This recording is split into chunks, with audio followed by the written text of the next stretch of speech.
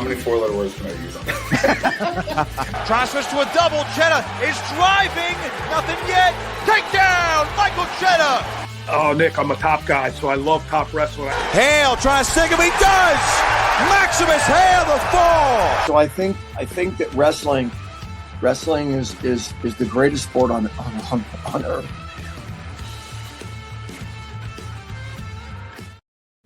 What's going on, everybody? Welcome to On3 Wrestling. I'm your host, Nick Costco, and we had another fantastic weekend of duels. Conference duels are in full swing. We had the national duels out in the Midwest. Northern Iowa won those. You want to talk about a dual meet championship. I don't want to get off on a tangent right at the start of the episode here, but that's something that college wrestling needs more of, with all the teams involved, with a little bit more on the line. But pay attention to a lot of Big Ten duels this past weekend, as is, with the Rutgers connection, of course. They split with Indiana and Ohio State. I'll dive into Ohio State in a minute as they beat Rutgers in the thriller on Sunday and beat Illinois on Friday. We had Nebraska, Minnesota, another big one in the Big Ten as well. Cornell and Lehigh had a pretty good duel on Sunday.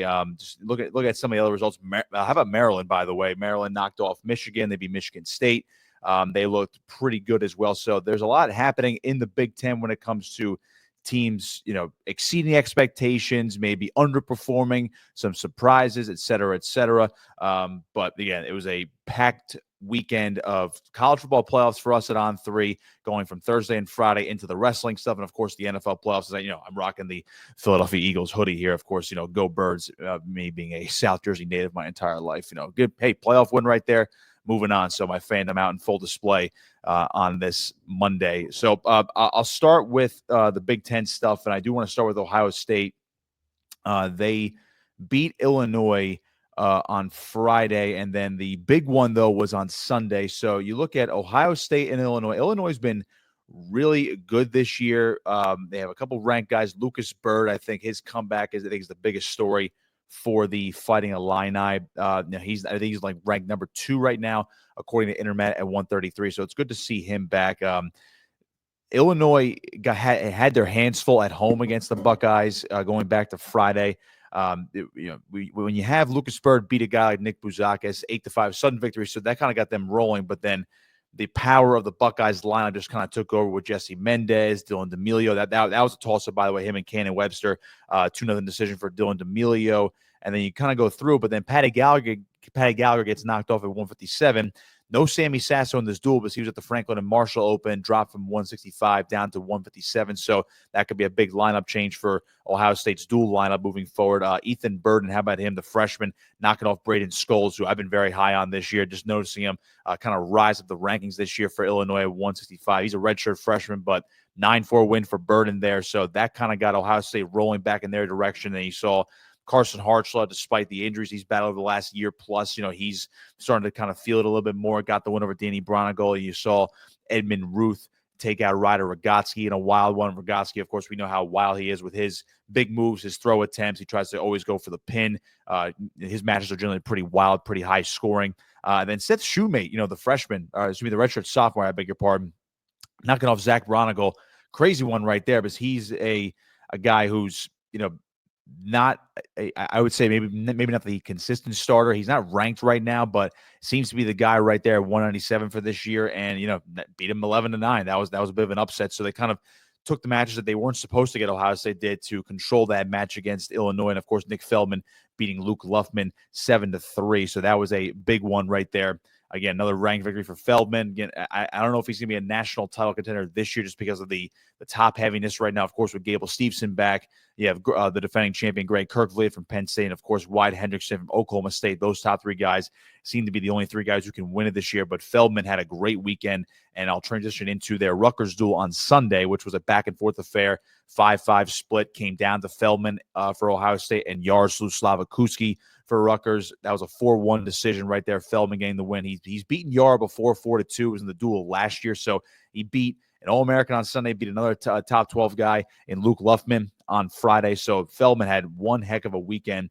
And if you're looking at that Rutgers-Ohio State duel, which I'll focus a little bit on here, a little bit more in depth, I was able to watch that kind of up close. And again, that was a duel where Ohio State's the favorite on paper. There was a lot of toss-up bouts. They were favored in some of these matchups based on the rankings. Rutgers actually didn't have their full lineup. They didn't have Joey Oliveira at 141. Not that I think it would have mattered against Jesse Mendez, who's just been absolutely murking everybody this season. But when you look at the first two weights, Dean Peterson, Dylan Chauver, they got the wins at those two weights. And Peterson nearly got the major, by the way, over Brendan McCrone, who he's beaten before. They were 1-1 coming into this match. Beat him 11-4, got Rutgers off on the right foot. Chauver gets a late takedown to beat Nick Bouzakis for the second straight year in a duel, by the way. So Rutgers is up 6-0 just like that. And then Mendez, Tex, Max Hermes, Rutgers is back up at 141. It's 6-5. And then the tide starts to turn a little bit, but this is a really well-wrestled duel by both sides. Very tight matches. We saw Dylan D'Amelio beat Andrew Clark 2-1 in tiebreakers. Sammy Sasso does make his duel debut at 157. He beats Connor Hare, Rutgers star freshman, 3-2. Very, very close match. Hare was deep in on a couple shots at the end right there, but he gets the win. So Ohio State turns it back in their favor. They're up 11-6 at that point. And then the freshman, Andrew Barbosa, comes out for Rutgers at 165 rather than Anthony White, who's ranked at 165, by the way. He beats Ethan Burden 2-1 in those tiebreaker periods. And then that's where you're like, okay, Rutgers can actually win this duel now because they needed that. But Carson Hartslett defeats Jackson Tully 3-2. I feel like if they run it back, could have a different result as well. So, again, another close match right there. Rutgers push Ohio State to the brink. Shane Cartagena-Walsh upset Ryder Rogotsky 6-4 with a late takedown. John Poznansky did knock off Seth Shoemate, who has beaten him in the past, by the way. He got a takedown at the buzzer 5-4. So Rutgers just kept grinding stuff out, and that's what I really like to see from the Scarlet Knights. But you could see why Ohio State is just a little bit better still right now this year, and this is why they're a top 5 team, because they're able to win these close matches with, maybe these late takedowns at the end of the match, or just having that one extra inch on defense or offense. And that's why, essentially why Feldman beat Jaroslav Slavakuski in the end with a 4-1 decision. So that was a big one. Ohio State gets the win 17-15. But overall, I thought that was the best duel of the weekend. And I can't just say it just because I broadcast for Rutgers, but that was the best duel of the weekend. Back and forth, 5-5 split matches coming down to the wire. A couple ones won right at the buzzer, of course. And then a lot of matches that were just 1-point matches. I believe there was about 4 of them, if not 5. 1, 2, 3, 4, 5, 6 matches that were all 1-point matches. So a great duel on Sunday. And then the other big one I got to point out was Nebraska and Minnesota. That was a big one on Saturday because of the ranked matchups. That one kind of went back and forth. And I thought Nebraska wrestled really well because you look at, I think they started at 157, I believe is where they start. Yeah, they started at 57 because Gable Stevenson was the first match for Minnesota after the halftime break. So Antrell Taylor beats Tommy Askey in sudden victory. Then Chris Minto pulling off the upset over Andrew Sparks. And then as soon as those two matches happened, I kind of had a feeling Nebraska was going to end up winning this match. But I think those are the matches, or at least at 165, that's where Minnesota had to have that match right there, So Minto beats Sparks 5-4. Lenny Pinto gets the win 9-3. And then Max McEnelly, who I've been very high on, and I sent out a tweet over the weekend about McEnelly saying that I think he's going to make a run at the finals, or he has a good chance to make a run at the finals this year at 184. Now, some people were questioning that when I put that out because you have Carter Sirachi, who's going for his 5th NCAA title. Of course, Parker Kekeisen is the defending champion at the weight. So you're like, okay, how is Max McEnelly? Who does he beat? He's got to beat one of those guys, because naturally Starachi and Kekeisen are presumably going to be the 1 and 2 seeds when it comes to NCAAs in March, and McEnelly maybe as high as a 3 seed when it's all said and done. Maybe he loses to Starachi the Big Ten tournament, and then he's the 3 seed. Maybe that's his only loss. But McEnelly is undefeated, hasn't lost a match in college, by the way. Was undefeated as a redshirt last year. Now, he's going to have to knock one of them off. Do I think that's necessarily going to happen as it stands right now? I'm going to lean towards no, but I put it out there only because I think he has the tools to do so. Now, more likely he beats a guy like Parker Kekeisen just because of the Penn State aura. It's not a great explanation, but Carter Starachi and Penn State, every other Penn State wrestler just has that. They almost level up when it comes to March. It seems like we've seen over the last 10 plus years. So I would favor McEnelly to beat Parker Kekeisen, although Kekeisen would be a big favorite in that match anyway. But if he's going to beat one of those guys, I would say Kekeisen. But I would not be surprised if McEnelly does beat one of these guys this year. Again, is it going to happen? I'm going to lean still more towards no, but I think he's the one guy in this weight class that actually can do it when push comes to shove. So he majored Silas Allred 16-6. Isaiah Salazar got the major over Camden McDaniel.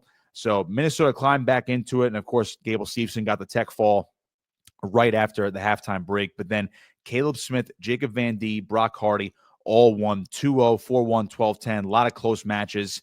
And then Ridge Lovett, put it away with the 5-0 decision right there at the end of the match. But it was already 18-13. And then Drew Roberts would have had to pin Ridge Lovett in order to win that duel. But the fact that Smith, Van D, and Hardy all won in a row kind of ran the gauntlet right there at the lower weights, put that match out of reach for Minnesota, so they weren't able to come back and win that one. So overall, I thought that was also a very good duel.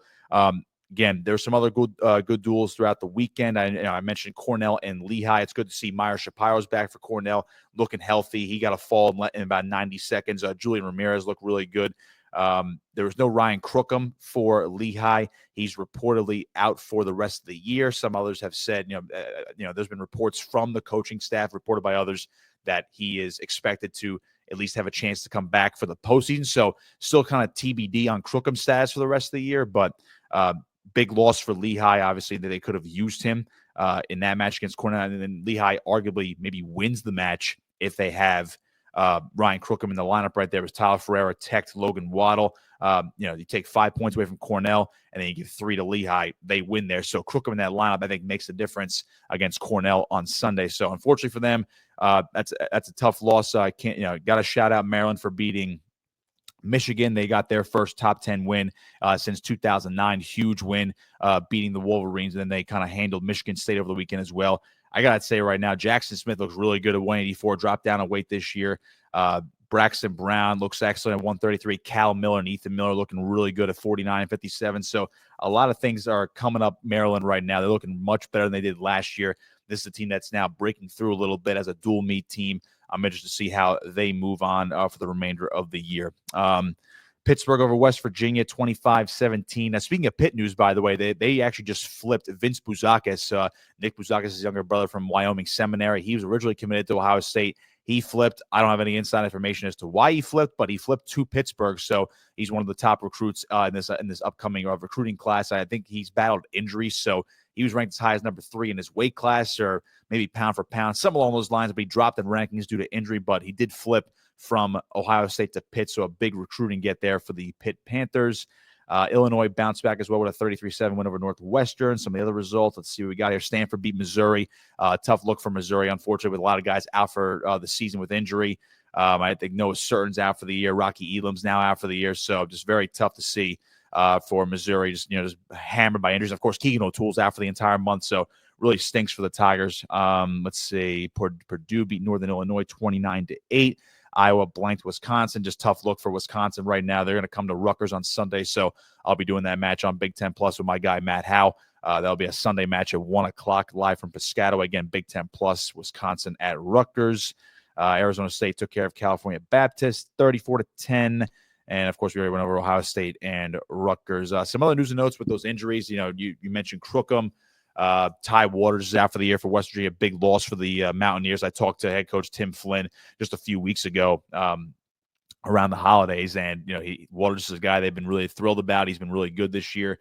Peyton Hall, another guy that they're banking on making some big runs when it comes to March in the podium race, maybe the title race. But yeah, that's just a huge loss for West Virginia to see Ty Waters knocked out for the entire season. So you really hate to see that. Other than that, we saw Northern Iowa knock off Nebraska on Friday. That was a big result. I think that was Friday or Thursday, so it was going into the weekend. So that was a big result. Northern Iowa just looks really good. Doug Schwab is maybe the most underrated coach in college wrestling right now, with the way he's coaching and the way he just gets his guys ready. All those guys just come to scrap. And obviously, you got Parker Keckeisen leading the charge for that lineup as well. Penn State, of course, is just dominated. I believe they blanked Michigan State, if I remember correctly, in their last duel. I think that was on Friday. Let's see, some other news and notes. That's pretty much it. I wanted to break down that Rutgers Ohio State duel. That was a big one. Again, they'll take on Wisconsin. So if you're looking ahead to what I'm doing broadcasting wise, it'll be Sunday at 1 o'clock, Big Ten Plus, Wisconsin at Rutgers. But that's the bulk of what went on.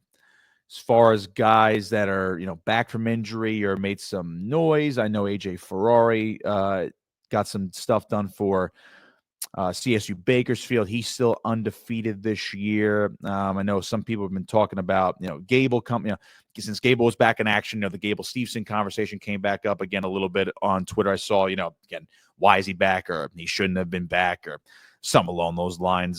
Some senior level news and notes. Let's see.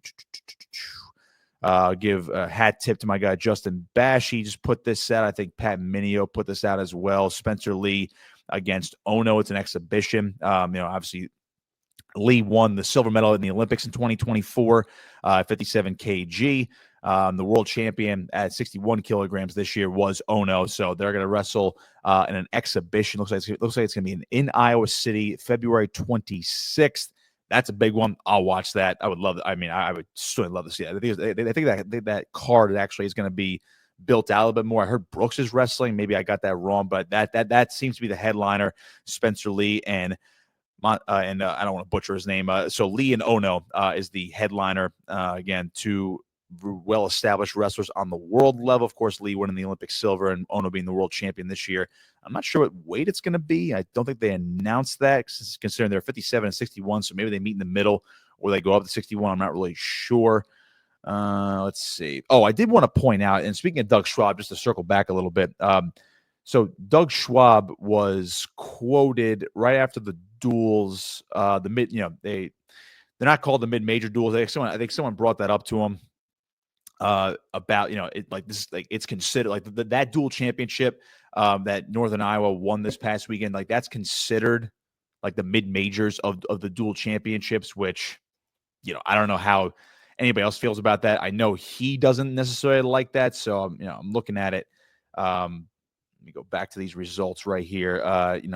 It's for the NWCA national duels.